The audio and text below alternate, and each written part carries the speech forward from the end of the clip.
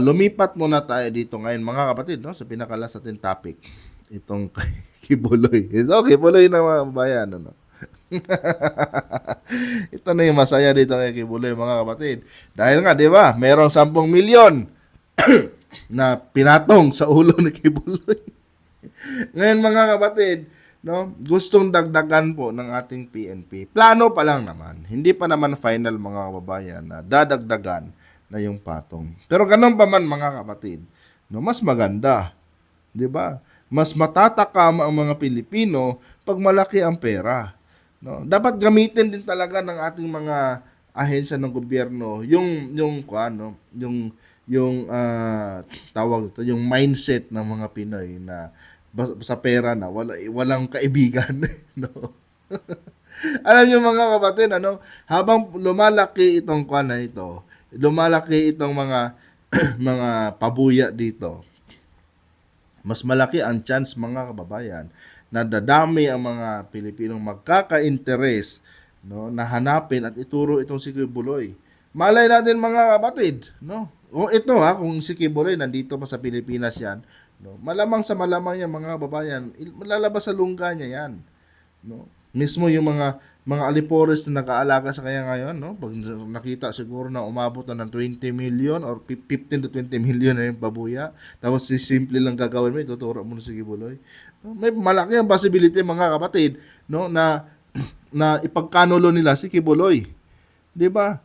Unang-una, na-reveal naman na, no, sa mga taga SMNI dito sa kaniyang mga kampon na hindi siya totoong Diyos at siya ay peke. 'Di ba? So, in what manner pa nila, no, ipagtatanggol itong si Kibuloy, 'di ba?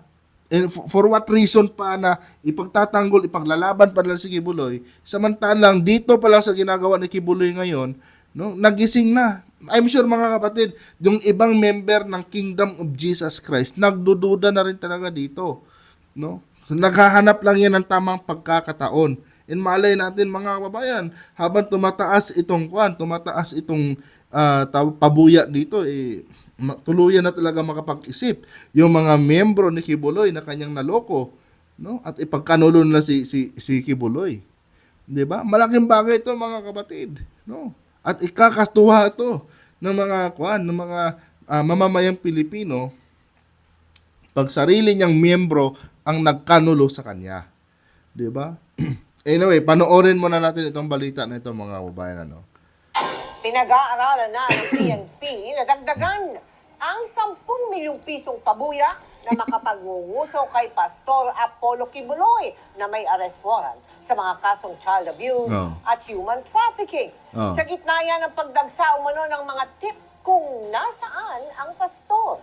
Nakaputok si June. Ayan na, nagsilabasan ng mga kapatid, ang mga ano, ang mga interesado. Basta pera talaga, ang Pinoy mabilis yan. Kaya dapat, no, abusuhin ng ating mga otoridad yung ganyang kaisipan ng mga Pilipino, no? Painan nila ng pera. Panigurado mga kababayan, ano, magkakandara pa ang mga Pilipino na ituro yung si Kibuloy. 'Di ba? And I'm sure mga kapatid, kung hindi pa nakaalis ng bayan si Kibuloy, ng Pilipinas si Kibuloy, kung nandito pa siya sa Pilipinas, nandyan lang yan sa isla ng Mindanao. No, walang ibang walang ibang pupuntahan 'yan. Nandiyan lang 'yan mga kababayan, no, sa mismong Mindanao. Kaya dapat yung mga taga Mindanao ngayon, no, huwag kayong patulog-tulog sa pansitan.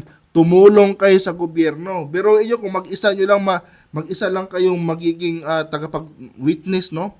Mag-isa lang kayo tagapagturo ni Kibuloy kung nasaan siya, susuluhin mo yung napakalaking pera na 'yan, 'di ba?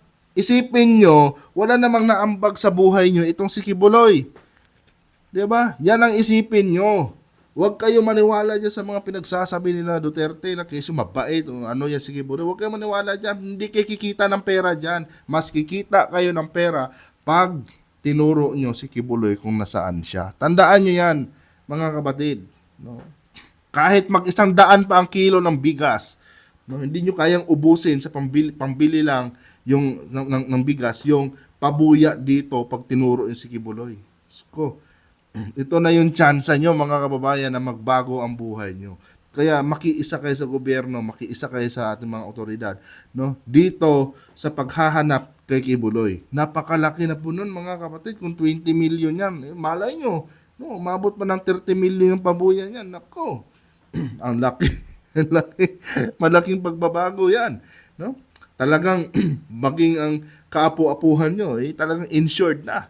'Di ba? Sa laki ng pabuya, pag itinuro niyo si Kibuloy. Simple lang. Ituro niyo lang kung may alam kayo. 'Di ba? Hindi niyo na kailangan na sasama pa, no, sa paghuli kay Kibuloy. 'Di ba?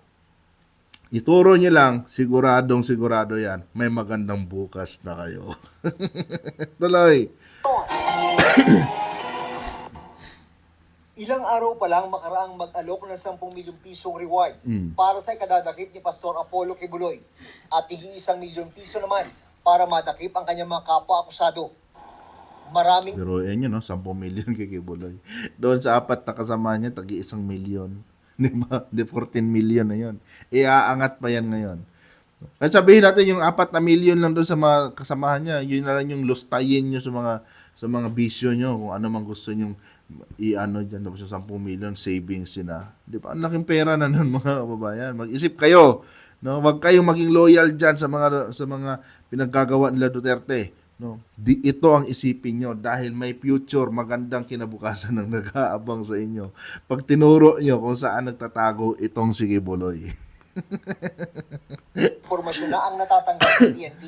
Pero kailangan daw salaing mabuti ang mga tip na pumapasok sa hotline ng PNP. Baka meron dyan na talagang tatawag para lang iligaw yung ating mga investigador at ating mga operatiba. That is why we are carefully validating the information. Ang milyon-milyong pisong pabuya mula sa mga pribadong I don't think so na maliligaw. Kung nandito lang sa Pilipinas, maliligaw ba yan? Ang daming mga headquarters ng mga kapulisan dito.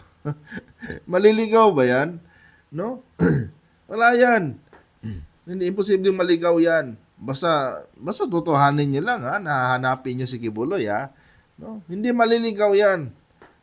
Ilan lang, ang daming headquarters ng kwan dito, ng PNP. Kung lahat yan, no? Lahat ng itinuro sa bawat bayan, sa bawat anong syudad man dyan, no? Lahat ng tip na ituturo kung masaan si Kibuloy, ipaganahin nyo lahat ng mga presinto nyo. Di mas mapabilis yung kwan, mas mapapabilis yung paghahanap nyo. No? Imposibleng maligaw. Sa anong part kayo ililigaw? Di ba? Wala pa nga kayong ka-idea ngayon kung saan si Kibuloy, eh. Kaya imposible yan. Wala akong nakikitang kwan, no? Yung sinasabi mong ililigaw. Sorry. Imposible yan. Mas maganda nga yan, mas maraming lead, no? Mas malaki yung chance sa mahuli nyo itong si Kibuloy. 'Di ba? At saka pulis kayo. Part niya ng training nyo. Alam nyo kung nagsisinungaling yung isang tao o hindi. 'Di ba? Basta ako naniniwala ako, mga kapatid, na itong si Kibuloy, nandyan lang yan sa isla ng Mindanao. No, hindi yan nakarating ng kwan. Hindi yan nakarating ng nakalabas ng Mindanao. Malawak yung Mindanao dyan, eh. At baka mamaya nga dyan, mga kapatid, ano? Baka ginaya ni Kibuloy yung estilo ni tawag nito, ni Bin Laden, nagtago sa ilalim, ano? Kasi nga, marami siyang property, eh. Malaki ang chance, mga kababayan, na baka itong si Kibuloy, nandyan lang din sa ilalim ng, nandyan na rin sa ilalim ng kalupaan ng isa sa kanyang mga property. At baka malay nyo, mga kapatid, ano? Yung mismo simbahan ng Kingdom of Jesus Christ na yan, baka nandyan lang, no? Hindi natin alam, may mga tunnel dyan, no? Na ginawa si Kibuloy just in case na magka-problema, eh, may matataguan siya. Malay nyo, di ba? Kung kaya ganon-ganon na lang na nag-react yung mga alipores niya noong pinasok yung kanilang compound. Kasi nga, baka nandyan nga lang si Kibuloy sa loob ng compound nila. Di ba? Kaya dapat siguro ang gawin nating mga kapulisan, lahat ng property ni Kibuloy, halughugin niya. Halughugin nila. No? Kunin nila yung mga blueprint ng mga establishment ni Kibuloy. Di ba? Baka mamaya dyan, may mga tunnel pa na yan. Eh. Pinagmumukhang tanga lang kayo ni Kibuloy, pinapanood kayo araw-araw sa news. Pinaghahanap niyo siya, eh. Samantalang nandyan na naman talaga pala siya sa kanyang mga kwan, sa isa sa kanyang mga property, nagtatago sa ilalim ng lupa. Malay nyo. Hindi imposible yan. Mayaman yan si Kibuloy. No? Sa dami ng nakulimbat niyang pera. Di ba? Sa dami ng kinita niya. Oh, nakapagpatayo pa nga ng kingdom eh. Di ba? Hindi imposible na baka nandyan lang sa ilalim ng lupa sa isa sa kanyang mga property nagtatago si Kibuloy. Kaya dapat gawin siguro, no, mag-issue ng search warrant, no, at i-required, no, ang itong kung sino mang dapat may hawak, yung sino may hawak diyan sa mga blueprint, ang mga property ni Kibuloy. Dapat ikuan 'yan, no. I-required na i-surrender. Nang sa ganun, masiyasat ng mabuti. Kasi ako naniniwala ako mga kapatid, nandyan lang si Kibuloy, hindi aalis yan, hindi pupunta ng China, whatsoever, hindi pupunta yan. No? Kasi nandyan, ba't kailangan niya pumunta no? Kung meron naman siya mapagtataguan sa ilalim ng lupa. Di ba? Nasa bahay lang ni Digong pero secret. Wala sa bahay ni Digong yan, kapatid. Ako naniniwala ko, wala sa bahay ni Digong yan. Ano na ba yung bahay ni Digong? 'Di ba? Mas malapit sa katotohanan kung meron siyang mga tunnel doon sa ilalim ng kanyang isa sa kanyang mga property. Mas malapit 'yun sa katotohanan, mga kababayan, no? Ako naniniwala ako sa kanyang setup, nasa kanyang setup ngayon itong si Kibuloy, no? Hindi ko lang alam kung saan sa mga property niya. Kasi marami nga siya, malawak yung mga property niya eh. Pero kung pagtutuunan ng pansin yan, di ba? Nandyan lang yan mga kapatid. Kung pagtutuunan ng pansin yan, mahuhuli nyo itong si Pastor, itong si puganting pastor na si Kibuloy. No, saan? Kilalang Diyos ni Senator Robin Padilla. Anyway, tuloy natin mga kapatid. Individual. Posibleng madagdagan pa, sabi ng PNP. Pinag-iisipan po yan ng PNP na maglabas din po ng reward po with respect to this case. Pero kailangan po kasing dumaan po sa proseso yan in terms of auditing, in terms of budgetary rules and guidelines po. Bini-verify din ng PNP kung Alam niyo mga kapatid, ako naniniwala talaga ako na kung sakali mang mabisto na ang kinaroroonan, yung pinagtataguan ni Kibuloy, no, isa sa mga magsisiwalat niyan, member lang din ng kanyang kingdom. No? Ako naniniwala ako diyan mga kababayan, walang ibang walang ibang magiging witness diyan. No, kung sakali mang may makapagtuturo na kung nasaan ito si Kibuloy. Walang iba yan, kundi mga member lang niya. Dahil itong mga member na to mga kababayan, hindi naman lahat ang member, pero yung mga member dyan, na nandyan na malapit talaga kay Kibuloy, alam nila kung saan si Kibuloy. At malay nyo, no, hipuin ng Diyos yung kanilang kwan, no, hipuin ng Diyos yung kanilang mga puso, no, at isiwalat nila kung saan ito si Kibuloy. Di ba? Kaya kayong mga member ng Kingdom of Jesus Christ, no, yung itinayong kulto ni Kibuloy diyan. Mag-isip kayo, no. Yung Diyos na kinikilala yung si Kibuloy, no, walang napatunayan, hanggang kwento, hanggang drawing lang. No, kung totoong Diyos siya, dapat hindi siya nagtatago. Ibig sabihin, dahil nagtago yung Diyos nyo, peking Diyos yan. Kaya wag na kayong makiisa na kayo sa gobyerno, no. Ipagkanulo nyo na yan. No? Kikita pa kayo, yayaman pa kayo. 'Di ba? At ito pa mga kapatid, kung ako dito sa ating sa ating gobyerno, dito kay President Marcos, kung ako lang mga babayan, dapat i-freeze nga ang mga assets ni Kibuloy. 'Di ba? Dapat i-freeze niya lahat ng assets ni Kibuloy. Nang sa ganon mga kapatid, mapilitang lumabas si Kibuloy sa kanyang lungga. Oh. Yan dapat ang gawin. Brad Noel del Santos, 10M na yan, baby. Oo nga, di ba? yung pagiging loyal mo, no, hindi ka kikita. O sabihin natin, babayaran kayo ng Kibuloy, 1 milyon. Oh, baka wala pa 1 milyon eh. Di ba? Ikumpara nyo naman dito sa malinis, no, na pera. O pag sinuwerte kayo, di ba? Madagdagan yan. Maging 20 million. Di ba? Mag-isip kayo, kayong mga member ni Kibuloy, no? Tingnan niyo na lang ang realidad. Pinapaniwala kay ni Kibuloy na siya ay Diyos. No? Nahawak niya ang remote ng sanlibutan.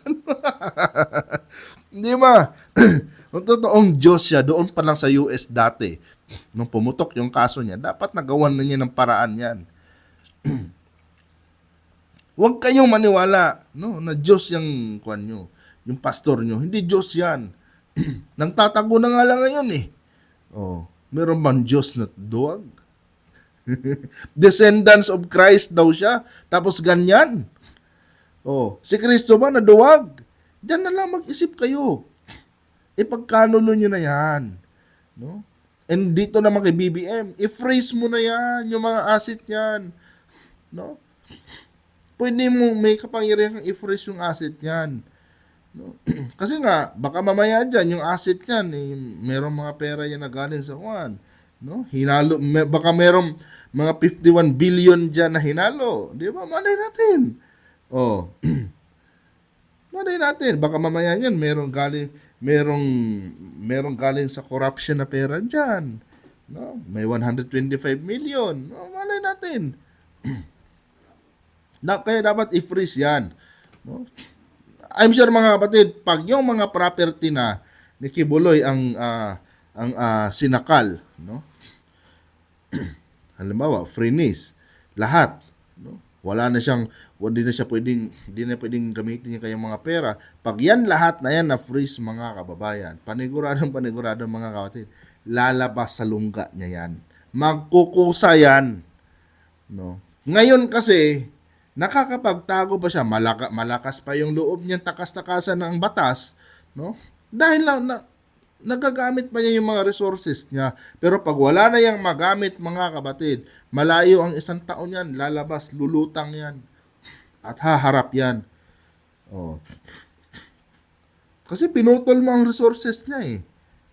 Yung resources niya ang nagbibigay sa kanya ngayon ng kapangyarihan. Bayad dito, bayad doon. No? Sponsor dito, sponsor ng rally doon. Pero pag yan wala na, luluhod yan. Diyan dapat ang gawin nila Secretary Remulla. Ito tip lang mga kapatid, ano? Tsaka isa pa, kung totoong inosente ka, no, sa mga kaso na binabato sa iyo, magiging malaya ka rin naman. Pwede mong kasuhan lahat ng nag-akusa sa iyo. Oh. 'Di ba? Wala ka naman dapat ikatakot. Oh, si Leila de Lima nga eh. No, si Senadora Leila nga eh. Oh. Halos pinaliguan na. Pinaliguan ng iba't ibang kaso. 'Di ba? Lahat ng paninira pinagdaanan na ni Senadora Leila. Oh. Pero pagdating sa dulo, lumabas pa rin ang katotohanan na inosente siya. O, nanggalaya na siya. O, ganon din dyan kay Kibuloy. Kung totoo, no? Kung totoong inosente ka sa mga kaso mo, huwag kang matakot. Magandang example na yan si Leila de Lima, na kung saan kilalang kritik ng iyong kaibigan na si Digong. Malay nyo, nanonood na si Kibuloy sa atin ngayon mga kapatid, di ba? No? Habang nananawagan ako sa kanyang mga membro, tinitingnan na yung mga membro niya, baka mamaya niyan.